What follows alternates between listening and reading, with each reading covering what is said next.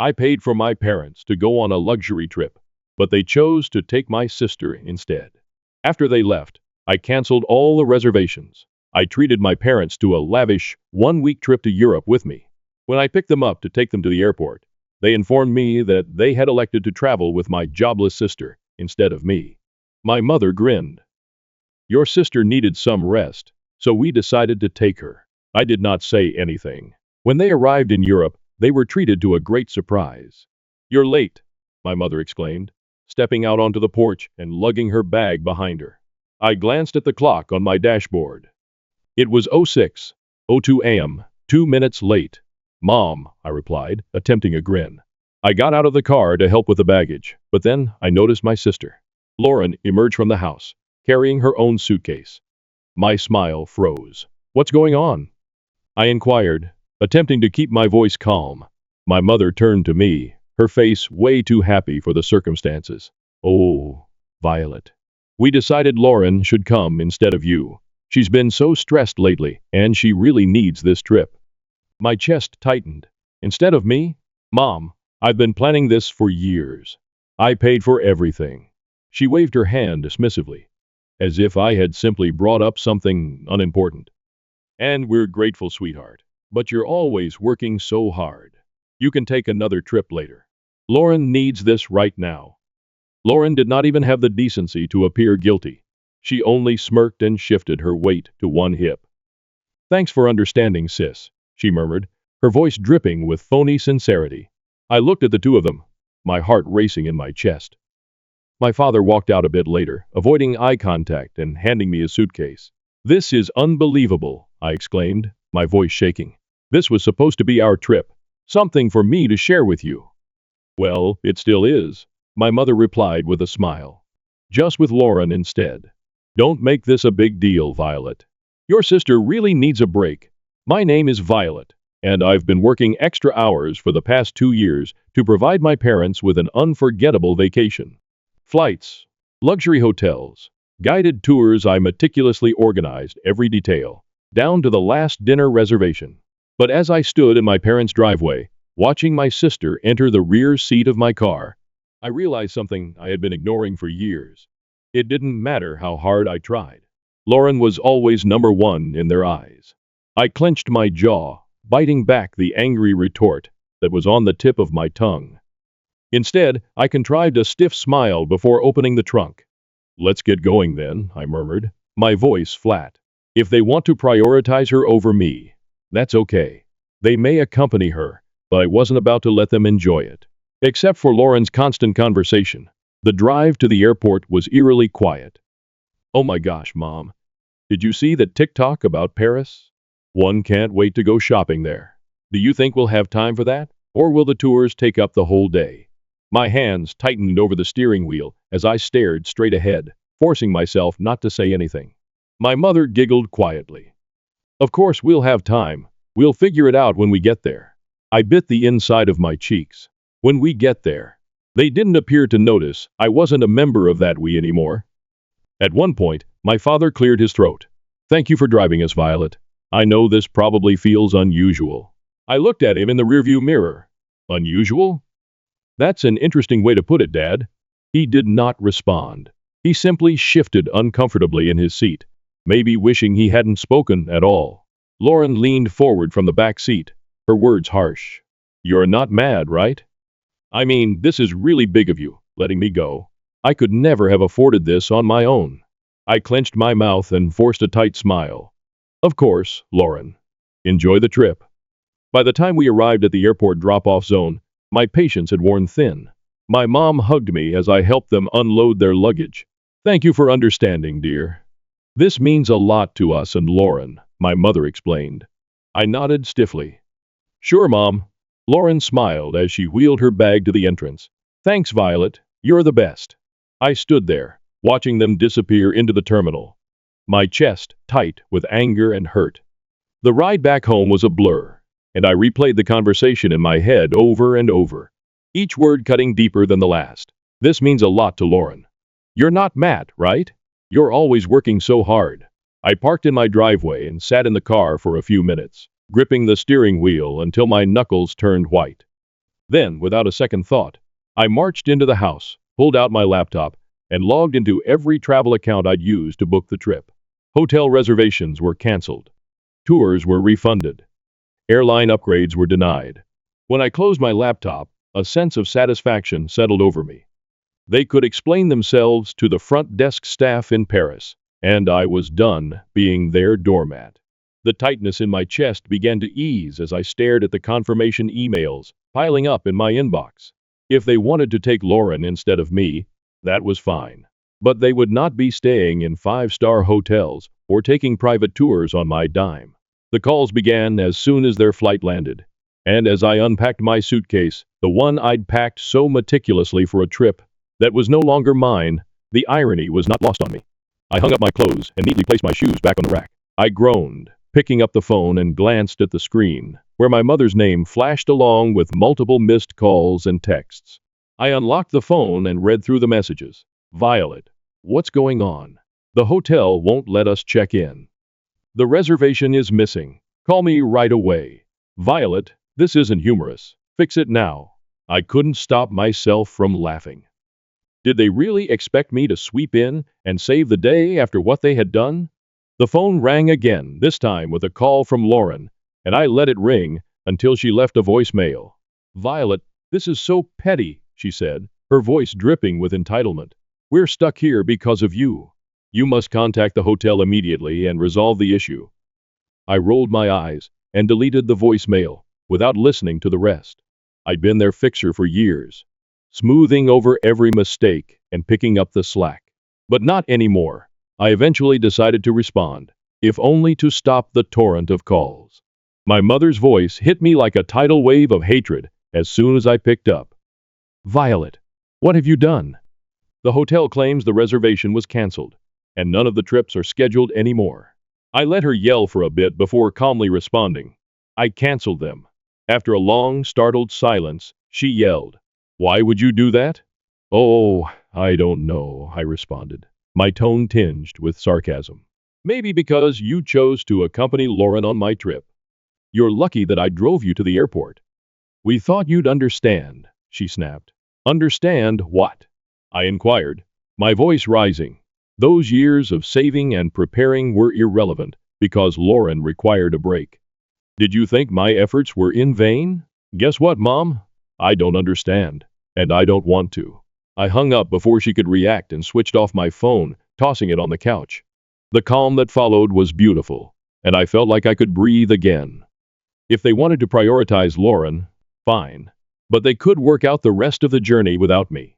The calm lasted barely a day, and the next morning, my phone was humming again with calls and messages, which I initially ignored. I spent the day cleaning the home and catching up on work, but curiosity got the best of me. And by the evening, I had opened my phone and braced myself for the storm of text from my mother. Violet, you've gone too far. Your sister is in tears, your father is upset, and we can't get into any of the hotels you booked. Lauren, you're acting like a child. And I don't see why you're making this such a huge issue. Just repair it already. Finally, from my father, we need to discuss. This isn't right. I set the phone down, shaking my head. For years, I'd been the one to fix things, to make sure everyone was comfortable and happy. And now that I'd taken a step back, they didn't know what to do. I poured myself a cup of tea and sat down at the kitchen table, letting the anger simmer. How dare they expect me to clean up their mess? How dare they act as if I was the one in the wrong? The next call arrived minutes later, and this time I answered. Violet, my mother said before I could respond. This isn't amusing anymore. We are stranded? Do you know how embarrassing this is? I took a leisurely sip of tea. Embarrassing? Do you think this is embarrassing? Try saving for years, organizing every detail, and then being told you aren't even going on the trip you paid for. Stop being dramatic, she said.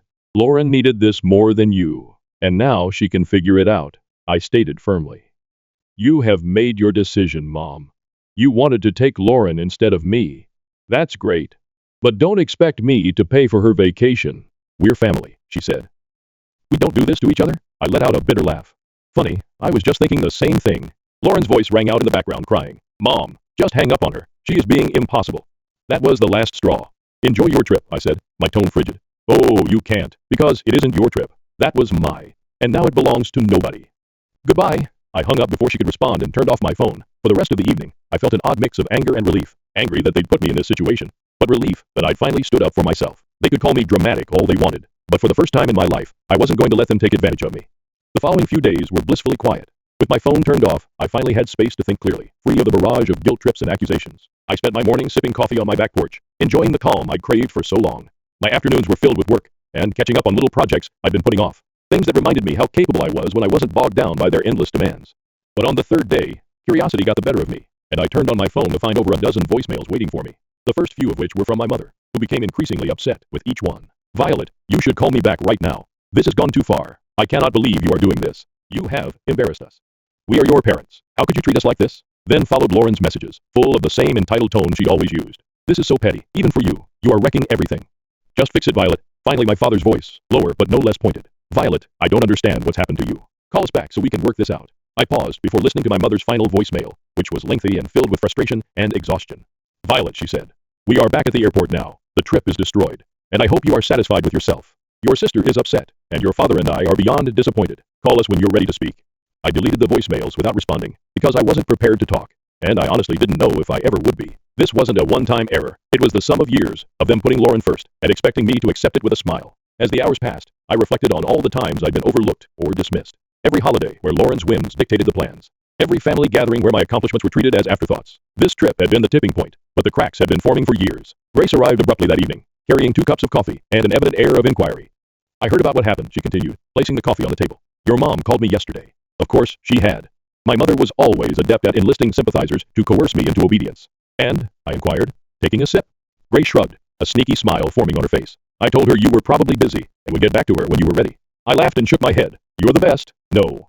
You're the best, she continued, her tone becoming more serious. Because you finally stood up for yourself. I understand how difficult that is, Violet. Do not let them drag you back down. Her words stayed with me long after she departed. Grace was correct. I'd spent far too long bending over backwards to please people who didn't seem to care about my efforts. It was time to halt that cycle once and for all. By the weekend, I had a strange sense of clarity. The anger was still simmering beneath the surface, but it was joined by something I hadn't felt in years. Freedom. Freedom from their endless expectations. Freedom from being the family's fixer. Freedom to finally live on my own terms. But, as expected, the silence did not last long. It was Sunday afternoon when I received a phone call from my father, which I decided to answer. Violet, he said, his voice heavy with exhaustion. Your mother wanted me to call. She believes you will listen to me. Go on, I murmured, reclining back in my chair. He sighed. Look, things have gotten out of hand. Your mother is outraged. Lauren is enraged. And everything is simply a mess. But you are better than this. I stiffened, his words eliciting a new wave of rage. Better than what, Dad? Stand up for myself? I refuse to let you walk all over me again. That's not what I meant, he answered hurriedly. It's just that you've always been the sensible one, the one who keeps everything together. This is not like you. I let out a short, bitter laugh. You're correct. I'm not leaning over backwards to clean up your mess, which is unusual for me. He hesitated. And I thought he might finally understand my point of view. But then he replied, you're punishing the entire family for one decision. Is that actually fair? Fair, I repeated, my voice rising. You want to talk about fairness? Was it fair that you and Mom thought I wasn't significant enough to join the trip I had planned? Was it right that you replaced me with Lauren, as if I didn't matter? That's not what we were trying to do, he added defensively. We just thought Lauren needed it more. Of course you did, I yelled. You always believe she requires more attention, more support, more of everything. And I am always asked to make sacrifices for her. Not anymore. The silence on the other end of the line was deafening, and he eventually muttered, I don't know what you want me to say. I don't need you to say anything, I said, my voice firm. I just need you to understand that I'm tired of being an afterthought. From now on, I'll come first. Goodbye, Dad. I ended the call and set the phone down, my hands trembling. For the rest of the day, I allowed myself to feel everything: anger, sadness, relief. It wasn't easy, but it felt like the beginning of something new. I wasn't the family's fixer anymore, and I wasn't going to be. They could figure out how to clean up their own messes. When my parents and Lauren returned, I was waiting for them in their driveway, sipping coffee and feeling remarkably calm as I watched their cab arrive. Lauren was the first to comment as they came out, dragging their baggage behind them, their expressions filled with tiredness and displeasure. Well, I hope you're happy, Violet. I arched an eyebrow and remained sitting on the porch swing. Happy about what? Our trip was a disaster, my mother exclaimed, waving her hand as if to dismiss the whole thing. We spent the entire week sleeping in dirty hotels, and eating bad cuisine, since we couldn't afford anything decent. And don't get me started on the tours, Lauren interjected, crossing her arms. Oh, there weren't any. Do you know how embarrassing it was to arrive and be informed? There was no reservation? I took another sip of coffee, allowing their complaints to wash over me. Sounds rough, I finally responded calmly. But you wanted to take Lauren, remember? I'm sure you guys had a terrific bonding experience. That's not the point, my mother replied, her voice rising. You knew we couldn't afford everything you'd planned. You set us up for failure. I stood up and placed my mug on the tiny table beside me. No, Mom, I didn't set you up for anything. I planned a trip for the three of us, something unique that I had been saving for years. You are the ones who decided to cut me out at the last moment. My father eventually spoke up, his tone calmer but no less accusatory. You didn't have to cancel everything, Violet. That was extreme. Was that it? I asked, folding my arms. Why should I have paid for a trip to which I had not even been invited? If Lauren needed it so much, you should have organized it yourself. You're lucky I didn't cancel your return flight. Lauren rolled her eyes. You are so dramatic. It's only money, Violet. And you're so entitled. I shot back, my patience now fraying. Do you know how much effort and sacrifice went into preparing that trip? Or do you simply believe that things will emerge for you because someone else takes care of them? They stood there, surprised and silent for a time. I've spent years being the responsible one, I said, my voice steady but forceful. The one who fixes things, prepares things, and ensures everything works well. And you've spent just as long, taking everything for granted. That's not fair. My mother began, but I intervened by raising a hand. No, Mom, what is unfair is the way you treated me. You chose Lauren above me, like you usually do. So I decided to stop being your doormat. You did not want me on the trip? Fine, but you don't get to reap the advantages of my hard work without me. I grabbed my bag from the porch swing and turned to leave. I'm glad you're safe, but don't expect things to return to normal. I'm finished. As I walked to my car, I heard them calling after me, their voices a mix of anger and guilt, but I didn't look back. The drive home from my parents' house felt strangely peaceful. For years, every visit had left me emotionally drained, but this time, I felt lighter. I'd finally said everything I'd been holding in, and for once, I wasn't concerned about their reaction. When I got home, I made a cup of tea and sat on the couch, replaying the confrontation in my head. They'd been so sure I'd fold, that I'd give in like always, but watching their stunned faces as I walked away was a reminder of how much I'd changed. It didn't matter if they were angry, hurt, or embarrassed. I was done living my life to meet their expectations. The next day, Grace called me. How did it go? She inquired, not bothering with pleasantries. I laughed, leaning back against the kitchen counter. Just as you'd expect. They're outraged. Lauren is pouting, and Mom is probably attempting to guilt me back into line. Grace snorted. Let her try. You have a backbone now, and I'm here to keep it in place. I smiled, appreciative for her unfailing support. Thank you, Grace. I mean it. You've been my rock throughout this. Anytime, she responded, her voice softening. So, what's next for you now that you're no longer the family fixer? That question had been swirling in my head since the confrontation. What was next? For years, so much of my energy had been spent attempting to satisfy my family and earn their approval. But now that I'd let go of that burden, the choices felt endless and a little terrifying. I don't know yet, I said, but I feel like I get to make the decision. Not them, nor anyone else, just me. Sounds like the start of something amazing, Grace commented, her voice bright with a smile. Over the next few weeks, I started making small changes that felt big in their own way. I redecorated my living room, swapping out my parents' hand-me-down furniture for pieces that felt uniquely mine. I spent weekends exploring local cafes and parks, things I'd always wanted to do but never made time for. And I started journaling, writing down my thoughts and dreams, without filtering them through the lens of what others might think. Each small step felt like I hadn't realized how much of myself I'd lost, until I sat down one evening and opened the spreadsheet I'd used to plan the trip. The canceled reservation stared back at me, and I didn't feel a pang of regret, but rather a surge of determination. That money had been meant for a once-in-a-lifetime experience, and I wasn't going to let it go to waste. I closed the spreadsheet and opened a new browser tab and typed solo travel ideas. A few weeks after my parents returned, I booked a solo trip to Italy. It wasn't the same itinerary I'd planned for them, and it wasn't about proving a point anymore. This was, for me, a chance to celebrate my independence and finally prioritize me. I had never traveled alone before, but as soon as I stepped out of the airport and into the bustling city, I knew I'd made the right decision. I spent my days wandering cobblestone streets, marveling at ancient ruins, and indulging in meals at charming little cafes. There was no schedule, no one else to consider, just me and the freedom to do whatever I wanted. One afternoon, while sitting on the Spanish steps with a gelato in hand, I pulled out the journal I'd brought with me. For years, I'd written about what I wanted to achieve, but those dreams were always wrapped up in making someone else happy. Now, as I wrote, the focus shifted.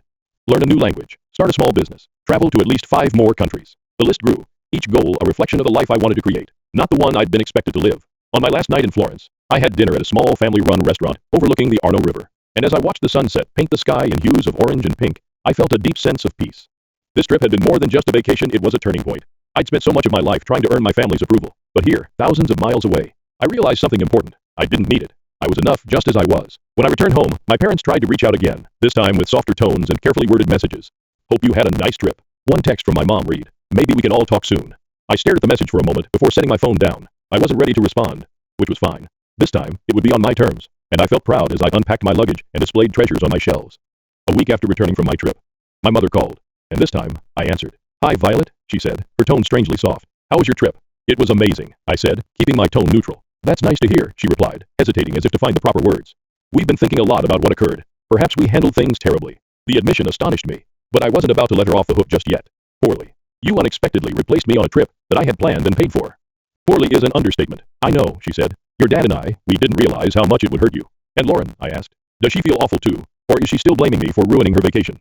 She's upset, says my mother. But I think she knows she could have handled things better. I sighed, resting against the counter. Mom, this wasn't just about the trip. It's been years of putting her first and expecting me to make up the difference. I am not doing it anymore. I understand, she answered after a time. We will strive to do better. We do not want to lose you. Her comments struck a chord deep within me, but I'd learned not to let guilt influence my decisions. I'm delighted to hear that, I answered, but it will take more than words to heal this. I want to see actual effort, not just apologies. You will, she told me. We'll give you the space you need, but I hope you'll let us back in someday. After the call, I had a combination of emotions, relief that they were finally admitting their behavior, and skepticism about whether they'd ever change. But when I sat down with my journal that evening, I understood something important. Whether or not they changed was not my duty. Over the following months, I maintained my strict boundaries, responding to their calls and texts when I felt like it, but not going out of my way to solve things or smooth over tensions. Instead, I focused on creating the life I want.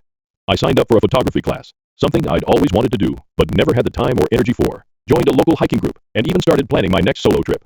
Each step felt like regaining another aspect of myself. One day, as I stood on my balcony watching the sunset, I realized how far I'd come. I wasn't the person who went above and beyond for people who didn't respect me. Instead, I was someone who valued herself, established boundaries, and wasn't scared to stand up for what she deserved.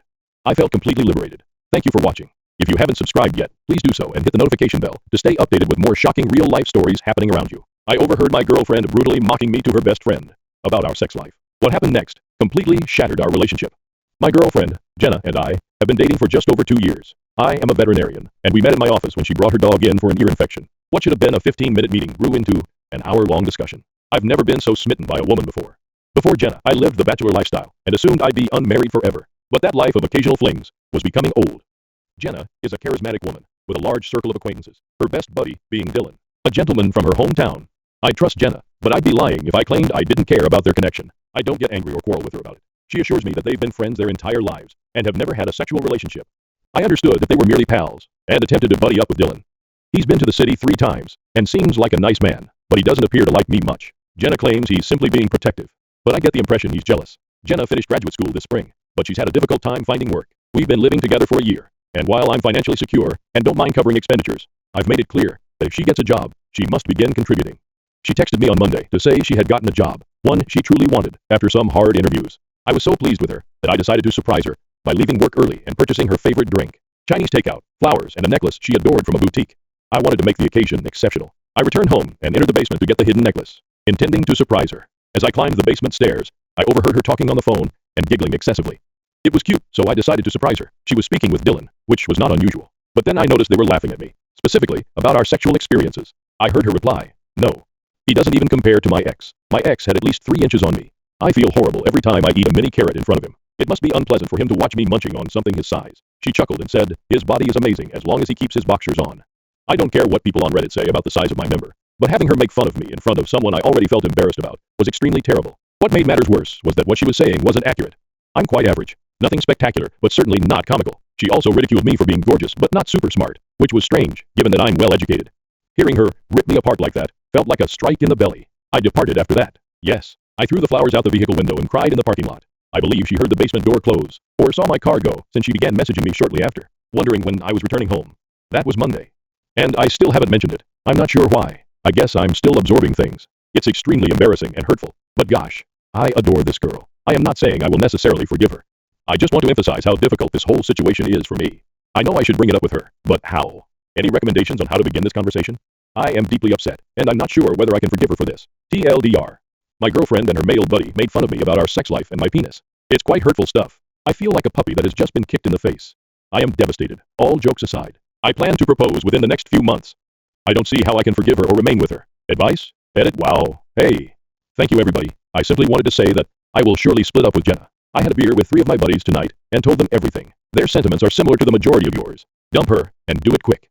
I called my mother and told her about it. Yes, I told her everything, as embarrassing as it was. We are getting close, and I wanted her to know the complete tale. I've never heard her so outraged about anything. She knew I had purchased a ring for Jenna. I'll post an update once I finish it. It will most likely happen tomorrow, although I may not talk about it for a few days. I'm going to be a wreck emotionally. Thank you again for your comments, messages of support, and encouragement. I never expected so many people to be rooting for me. Update. I-33M overheard my girlfriend, 28F, make harsh fun of me in front of her best friend, 27M.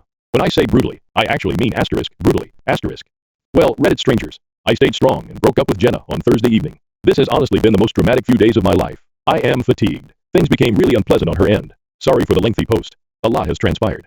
At the recommendation of my friends, mother, brother, and many of you, I spoke with her in a private but still public setting. The idea was that someone who could be so harsh and reveal themselves as a liar would try to twist things and say, she left me because I wounded her or something similar. I'd like to believe she wouldn't do something like that, but who knows, especially after what has transpired. Better safe than sorry. I considered simply boxing up her belongings and breaking things up without explanation. But we've been together for nearly 2 years.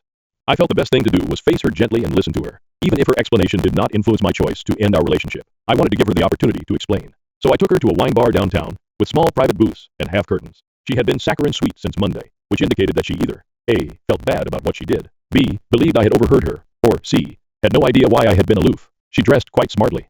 And despite everything, I must confess, she looked stunning. She was also quite loving and made provocative comments regarding future plans. Normally my precious little baby carrot would have been overjoyed with this, but given the circumstances, it was difficult to appear normal. I had practiced what I was going to say several times, so as soon as we sat down and grabbed our wine, I started. I can't remember exactly what I said. My adrenaline was pumping, but I basically told her how much I loved her.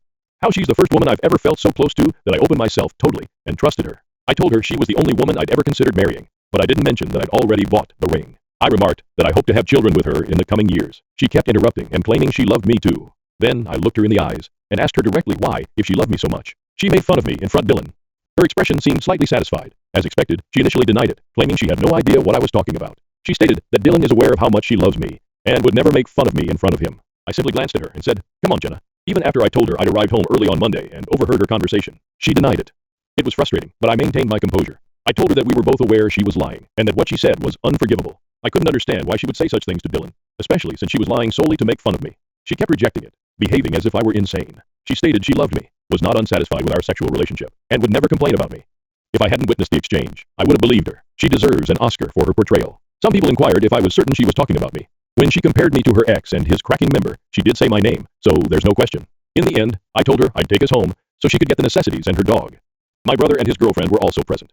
I wanted to make sure there were other people around to serve as witnesses, so I let her grab her belongings, while refraining from being abusive or disruptive. I told her I'd pack up the rest of her items and set them out for her to get any time she wanted. She couldn't believe I was breaking up with her.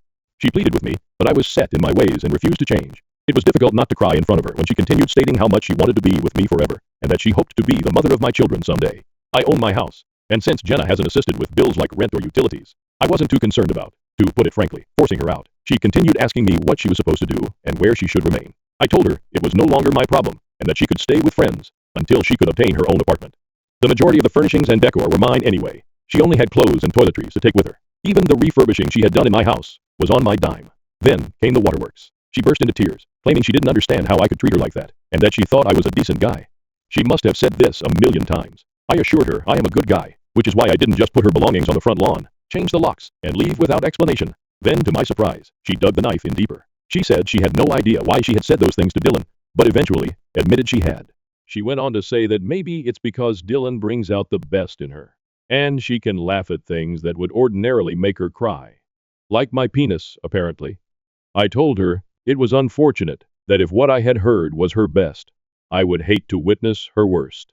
It was spiteful of me, and I generally avoid making sarcastic remarks, but I told her she could return to her hometown and live with Dylan or her ex-boyfriend, who had the 9-inch dick. It was astonishing how quickly the tears dried up. She flicked the switch and told me I had no idea how to treat women, that I was a loser with a little penis, and that I'd be alone forever. She stated she never truly loved me, and that I was more of a friend, but she didn't want to upset me. So she stayed with me. She also indicated she would have declined if I had proposed. Just for good measure, she underlined that my penis was a baby carrot and that I would die alone. I told her that I would rather die alone than marry someone who was harsh, did not love me, and did not respect me. No joke, she started screaming. Not words, just a loud, terrifying scream. It was disturbing. And she stormed away after calling me a dirty pig. After settling the bill and apologizing to the waiter for the incident, I exited. And there she was standing outside, crying. I knew what she did was terrible, and everything she said minutes before was equally as bad. But I still didn't like seeing her like that. I did not want to leave her on the sidewalk. I live in New England, and it is already quite chilly here. I offered to drive her back to the house so she could get more of her belongings, and told her that she needed to find another place to stay once she packed a bag. She agreed, and we didn't chat at all in the car. It was one of the most embarrassing experiences of my life. My brother and his wife were already at the house when we arrived. His wife remained inside while Jenna packed, and my brother waited outside with me. It passed by uneventfully, and she was picked up by her girlfriend. I made sure I had my house key back before she departed. Later that night, Jenna texted me frequently. The messages varied from sorry to sorrowful, angry, extremely angry, and back again. I did not respond to any of them. I merely texted her the next morning to let her know that her remaining stuff were on the porch and that she could pick them up while I was at work. I didn't hear from her until almost the end of the afternoon. She sent me a nasty text wishing me every ill. I ignored it. When I arrived home, it was a disaster zone. She'd smashed everything. I'm not sure if she made a spare key or knew how to pick the locks, but she managed to get into the house. She ruined everything, smashing precious items, ripping up furniture, clogging 2 sinks, and leaving the water running. She left the refrigerator door open and dumped food all over the kitchen. It was a wreck. The only considerate thing she did was lock my 2 dogs in a bedroom so they wouldn't be wounded by the broken glass or eat the scattered food. I own 2 vehicles, one for regular use and an SUV for work, which I use to carry large or unusual animals to the clinic. In the midst of all the turmoil, I had neglected to give her a key to the SUV for emergencies. I stepped outside to check, and she had also wrecked the inside. She poured flour and tomato soup throughout the interior. It's just things, I suppose. But the fact that she could do something so childish and horrible on top of everything else astounds me. Last weekend, we went to a play, hung out with friends, played Monopoly, invented a drinking game, watched Netflix, and made love several times. My house and automobile, as well as I, have been wrecked. It's amazing how quickly things change. Not my best moment, but I was so irritated that I immediately bought 25 pounds of baby carrots from Costco's rapid delivery service. I had them transported to her friend's house. Addressed to Jenna, 100 pounds of baby carrots. They deliver within an hour. She sent me a flurry of fascinating and offensive texts that evening. Yes, it was petty. But my only regret is that I wasted food. I hope she donates them or prepares some of them. So that's it. I blocked her last night because the nasty texts kept pouring. I'm feeling really beaten down right now, and I've sobbed more than I have in a while. It is apparent that I made the proper decision. Jenna is obviously not emotionally stable or mature. She truly is harsh, and I know I deserve better. Since Monday, I've spent a lot of time reflecting on myself as a partner and trying to figure out what caused her resentment or whatever it was. I'll be really honest here. I work a lot. I try to make time for the people I care about and avoid bringing work home when I've had a difficult day, although I do occasionally. I understand this. Jenna and I have had previous disagreements about it, and I've made a concerted effort to schedule my days so that I can return home on time. I've also attempted to avoid terrible days at work as much as possible. However, anyone who is a vet or has worked with one understands that we are always on call for emergencies. Sometimes we have patients we need to check on or stay with all night. Time off might be difficult. It is achievable, but it is difficult. My staff is fantastic and can manage most issues, but I still receive a lot of calls or texts from them when I'm on vacation or away for the day. I'm sure there were occasions when Jenna felt second best to my job. Well, I know there have been. She's told me so before. I attempted to make modifications, but there was only so much I could do. As far as I can recall, I've never been intentionally cruel to Jenna. I've had terrible days, been cranky or absent, and we've had our fair share of arguments and fights, but nothing harmful or excessive. I genuinely thought we had a good relationship and were both pleased. I know I was. It's difficult not to question myself and wonder if I'm truly a disappointment, or if I neglected her to the degree that she felt unloved enough to act the way she did. I do not know. But I know that, nevertheless, the way she treated me and responded to the breakup was completely unacceptable. I didn't deserve it, and that's on her. So thank you for supporting me, Reddit. It's been wonderful to read all of the supportive comments and suggestions. It's time for me and my baby Carrot to find a woman who values us for who we are.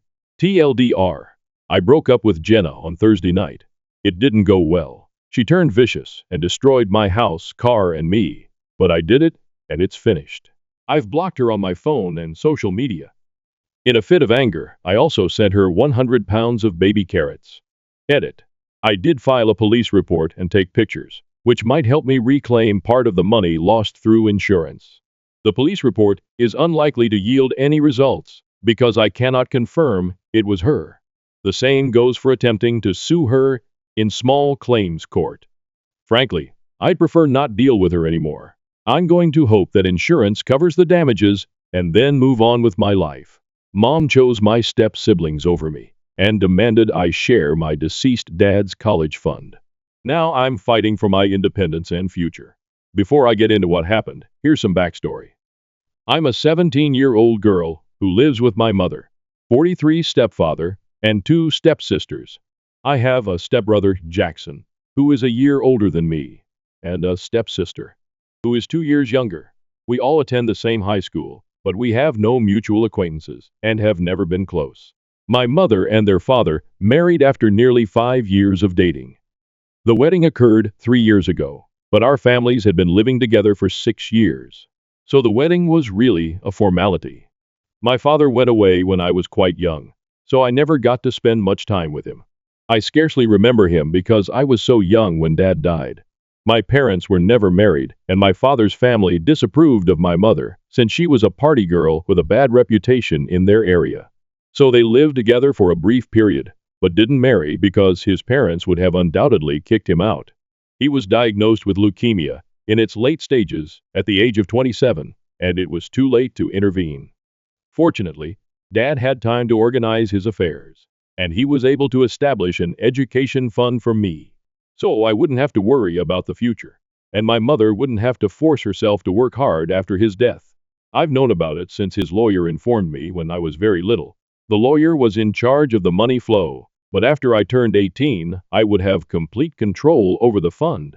For a long time after my father died, it was just me and my mother, and I grew accustomed to it. Then, when I was about 8 years old, my stepfather entered the picture, and after a while of dating, we moved in together. My mother moved out of the town where we used to reside because she found it too traumatic to dwell where she and my father met.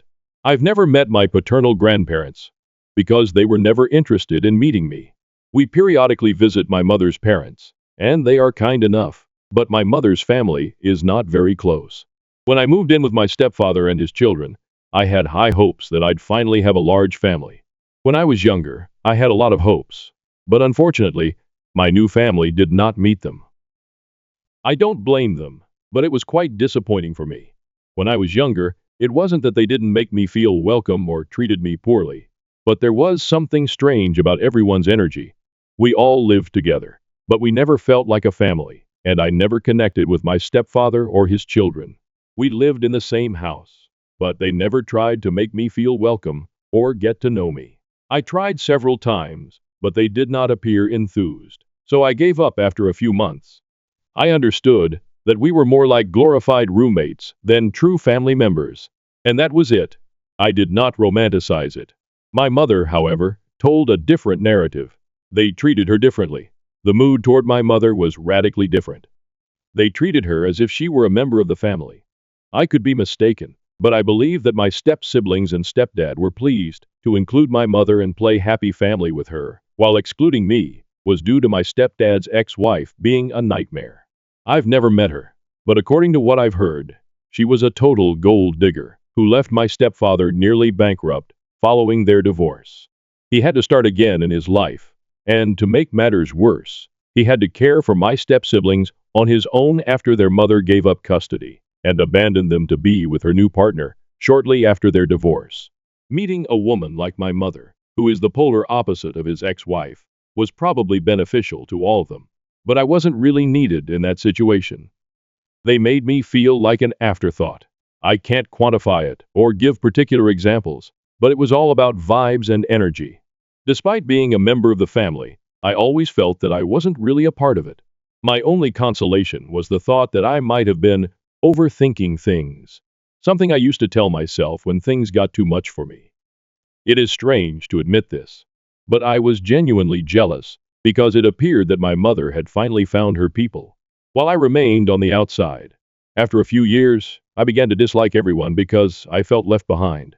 I never mentioned it to anyone since it seemed tiny and insignificant, and I didn't want to make a big deal out of it. That was how life was, and while I wasn't happy about it, I was still content. Now, back to what happened a few days earlier. I've been researching universities for the past several weeks because I'm about to graduate in a few months and need to start sending out applications. I wasn't concerned about the money since, as I previously stated, my mother had always informed me that there was a fund put aside for me, which I intended to use. But then, a few days ago, my mother said she needed to speak with me about something very serious. She explained that my stepfather had been unable to save enough money for his children to attend college. So she asked me to assist the family and allow my step-siblings to use the money from my college fund as well. Jackson had taken a gap year and was set to enter college at the same time as me. So that was the primary focus of our chat. Legally, my mother had no influence over the assets because my father's will clearly stated that only I would be able to choose where the money was spent after I turned 18. To be honest, I did not want to split the money with my step-siblings. For starters, I didn't consider them family, and neither did they. Second, even if I don't use the entire amount that my father set aside for me, I'd like to keep it for myself. That kind of money could help me get a head start. Useful for when I obtain my own apartment and starting living on my own until I start earning. I had already saved a lot because I went to public school rather than private, so my mother did not have to spend any money on my education thus far. I was also an excellent student, so I hoped to receive a scholarship at whatever institution I applied to and enrolled in. Money had never been a problem for me, but as I grew older and approached 18 in a few months, I began to consider saving and earning. Giving money from my fund to my step-siblings didn't seem like a good idea. So I informed my mother that I would not be sharing those cash with them since I did not believe it was necessary. If Jackson truly wanted to attend college, he could simply take out a student loan, like millions of other students do.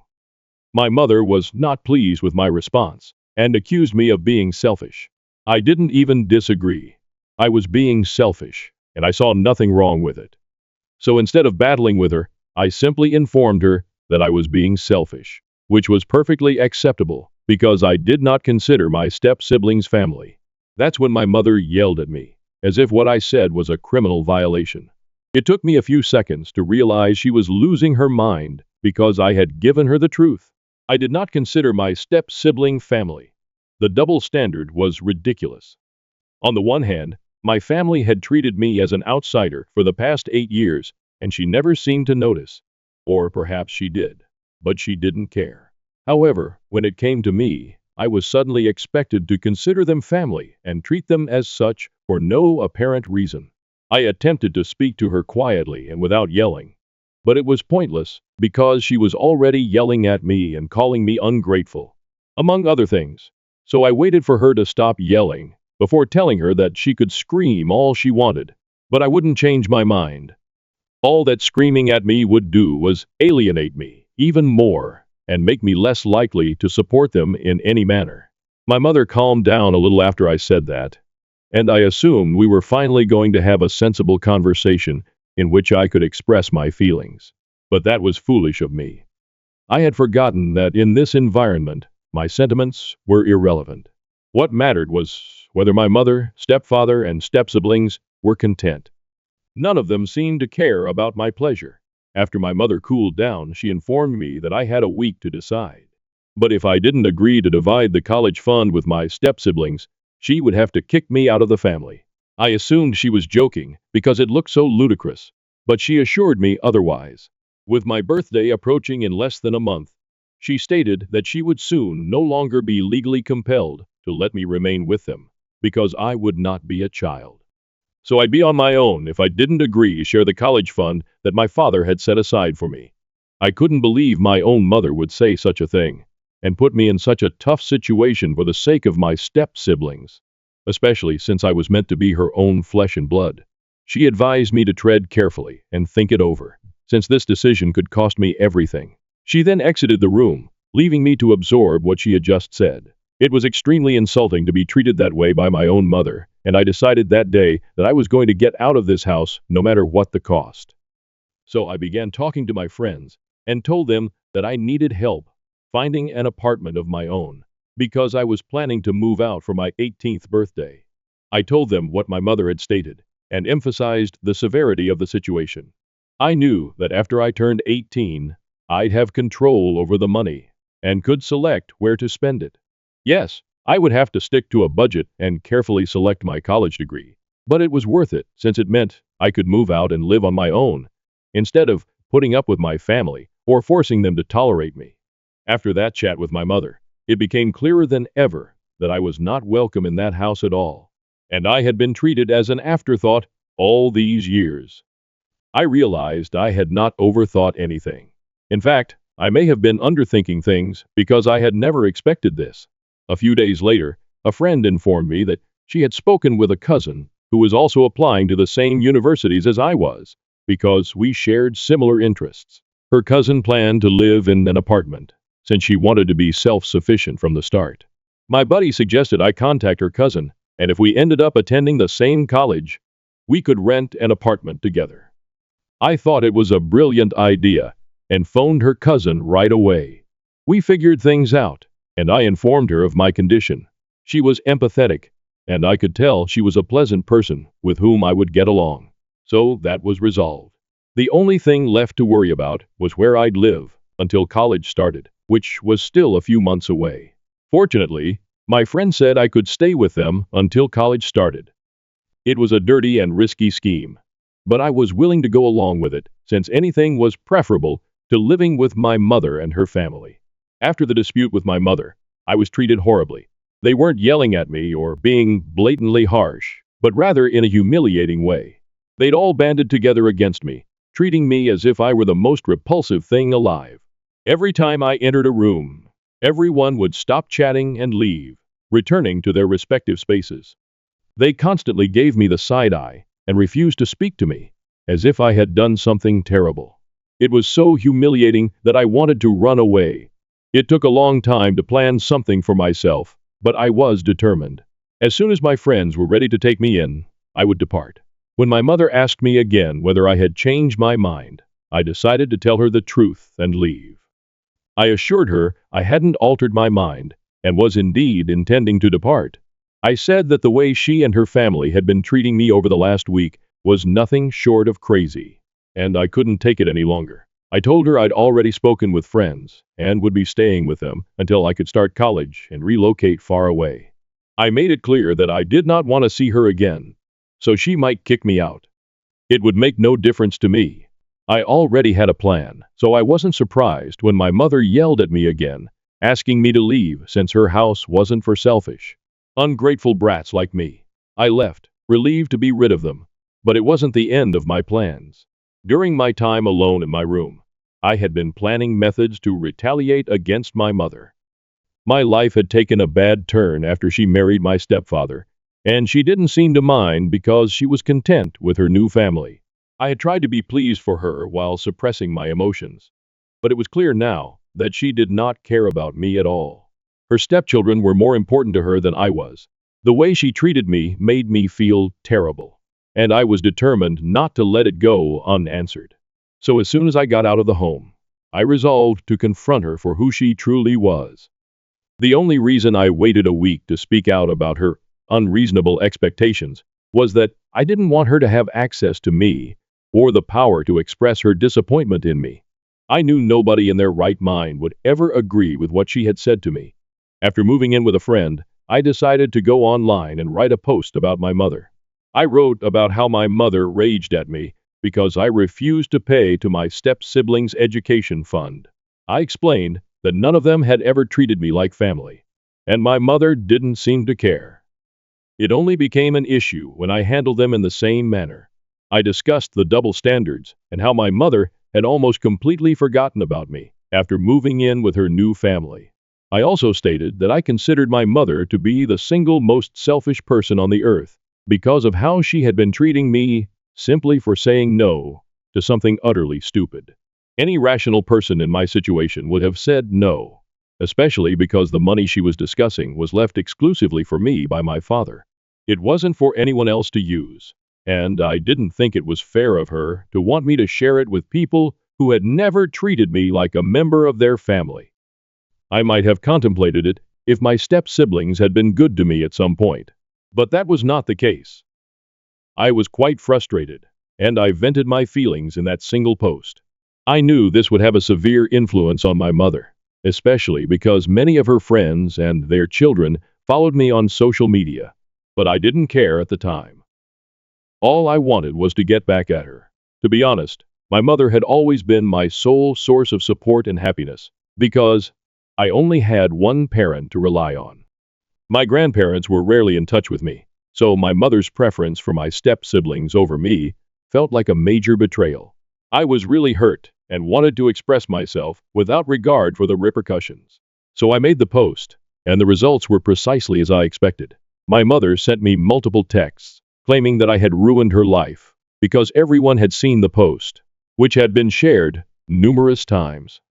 My mother was well liked within her circle of acquaintances, so it was not surprising that people were seeking for an excuse to gossip about her.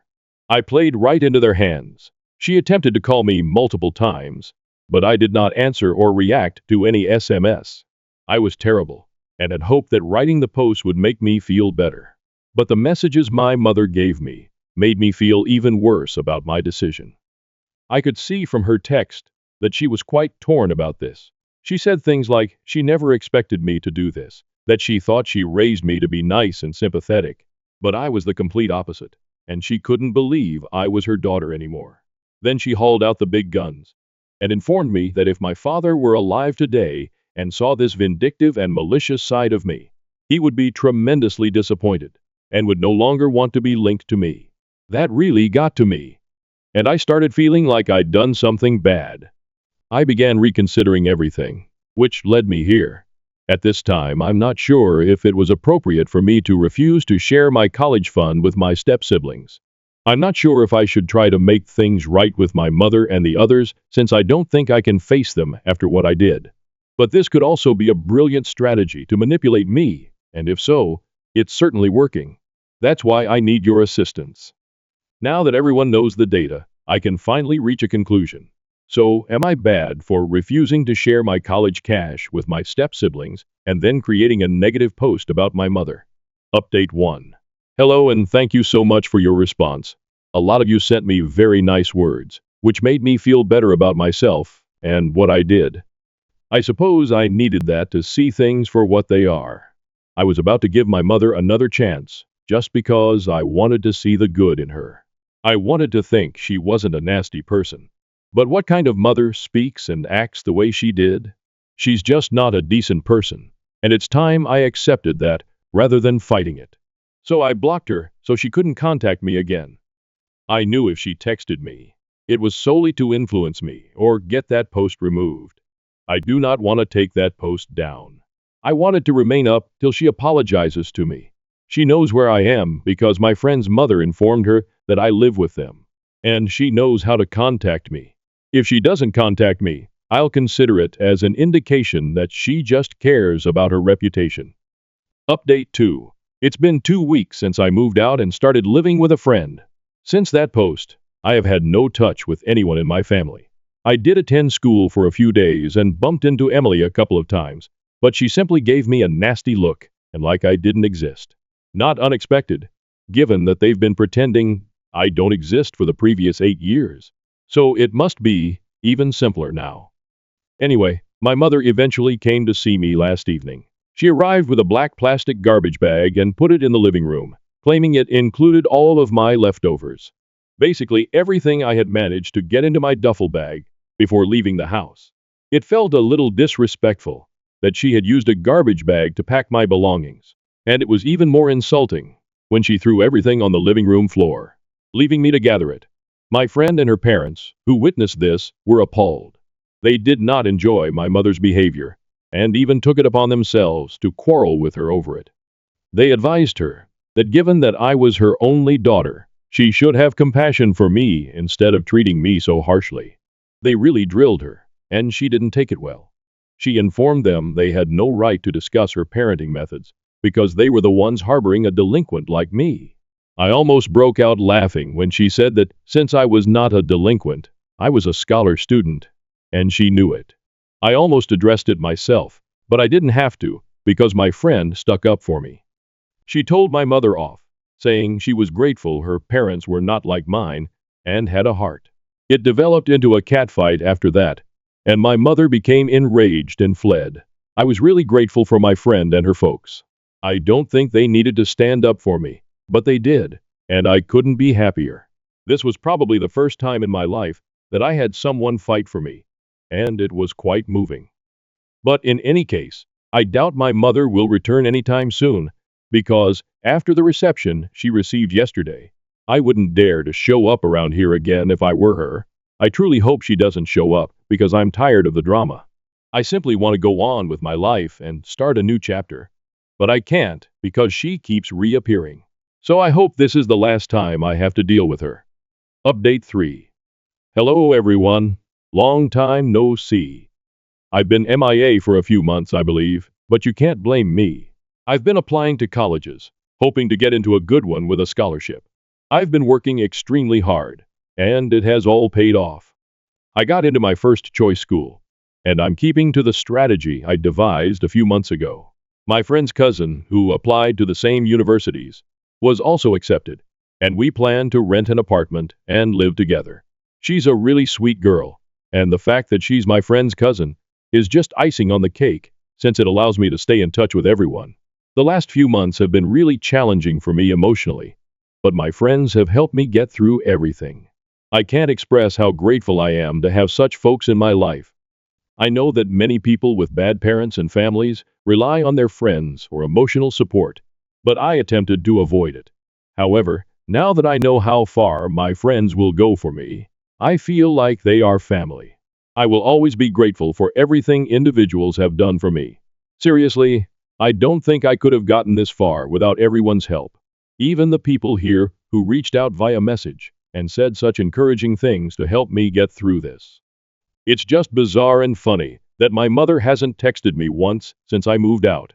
She didn't care that I had unblocked her, and she could now speak to me. That is how little I mean to her. But you and my pals advised me to believe in myself because I could accomplish it.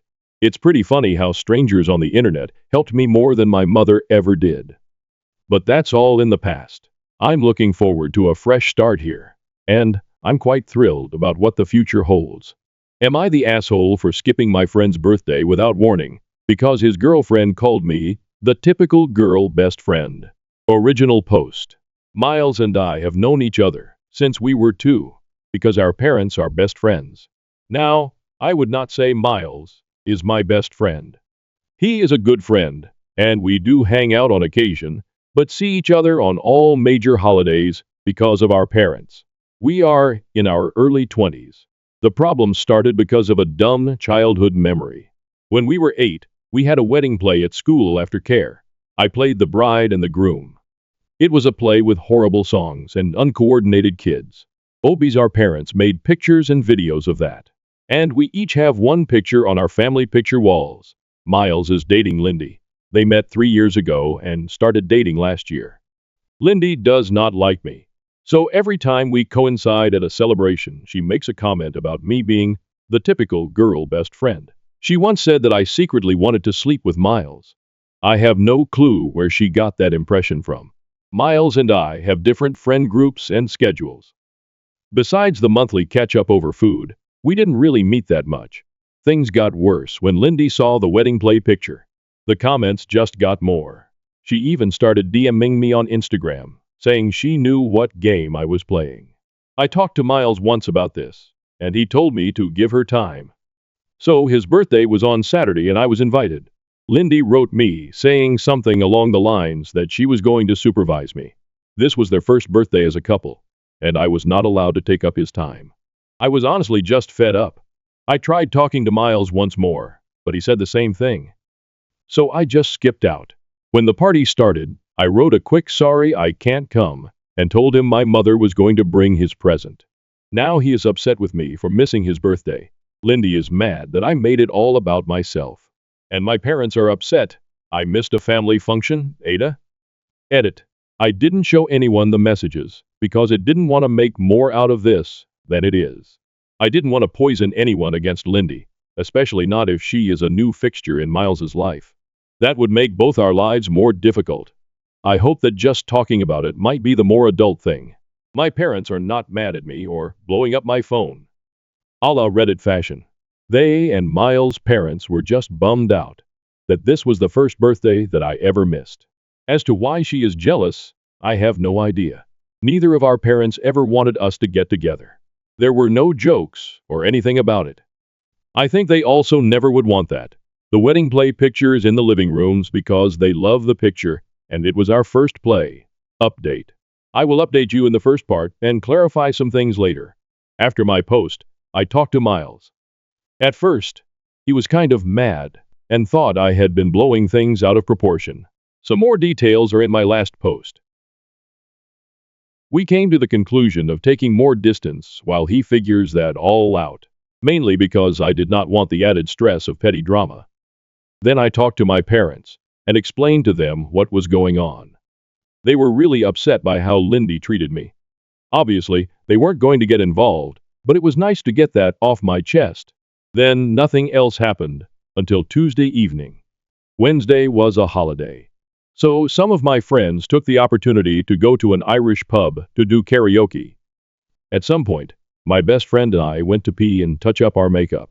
Then Lindy and some of her friends walked in and kind of cornered us. It wasn't pretty. They stared loudly talking about man-sealing bitches and how some women were just born to be homewreckers. And imagine being pathetic enough to pretend to be a guy's friend to fuck him, and how pick-me's are the worst. They kept kind of edging us physically into the part where the hand dryers were while pretending we were not there. Until my best friend had enough and just pushed through them while pulling me behind her. We were almost at our table when Lindy went right behind me and pulled my hair so that I fell backward onto like a metallic piece where you were supposed to put your feet on. It hurt so bad that I started to see white. And then a girl next to Lindy poured beer on me. I cannot really tell you what happened, but there was a scuffle, and someone dropped one of those heavy pint glasses on my head. The Lindys were taken away by police, and I was taken to the hospital. My parents were furious, as were Miles's parents. They both came to the hospital. I was severely concussed. My nose was fractured, and the worst thing is that I have a hairline fracture in my back. I stayed in the hospital till yesterday morning. Miles did try calling me a bunch. According to my parents, they told him not to visit me right now. I did get an official notice saying that apparently there was now a legal case open against Lindy and one other girl for not only assault, but also public disturbance in the bar. So now, I'll have to deal with all that legally. I finally talked to Miles. And long story short, those of you saying Lindy was isolating him was a sign that an abusive relationship was right. He told me all the things she said to him to make him feel awful. She would freak out about anything in her life and take that out on him. She would scratch him and bite him when she was mad. Our talk ended with both of us crying and apologizing. We will be closer again. At least we can talk about these things more often. He broke up with her, and is hiding at my parents' house. So that is it for now. Update 2. I'll update immediately and go into details later. There has been an official court date set for my process against Lindy. It took 2 months to get, and is another 3 months out. But something is something. Our lawyer said that Lindy is probably not going to jail, as she is a first-time offender. If she goes to jail, it would be no more than 3 months. Most likely, she is going to have to pay a fee of 100 days of her income or something like that. I have let my father deal with this 100% because I have no head for it. There is a second lawsuit going on at the same time as now. I am legally chronically ill. The hairline fracture was not a passing thing but developed. I am in pain daily. Not every day is bad, but not a day passes where I am not in at least a 2 on the pain scale. As a result, I have not been able to work.